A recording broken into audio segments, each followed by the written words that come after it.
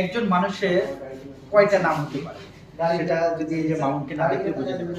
মামুনের শুরুর নাম যদি বলি, তার সাথে এর আগে কিন্তু একটি ইন্টারভিউ নিয়েছি, তখন মামুনের নাম বলছিল মামুন মা। আচ্ছা, কিভাবে এই নামের পরিবর্তনগুলো আসছে আমি একটু মামুনের কাছে আসি। মামুন, আমরা আপনার ছোটবেলায় আপনি মাল বংশে এসেছেন, হ্যাঁ? আপনার তখন আপনার নাম ছিল ছোটবেলায় নাম ছিল কি মায়ের বংশ পদ্ধতিতে যখন বুঝ হয় তখন বাবা মা বা বংশের মানুষ তখন মনে করা যায় কি ছিল তখন?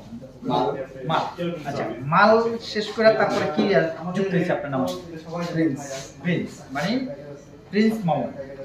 আচ্ছা, এখন আপনার নামের সাথে আবার কি নতুন করে কি যুক্ত হয়েছে?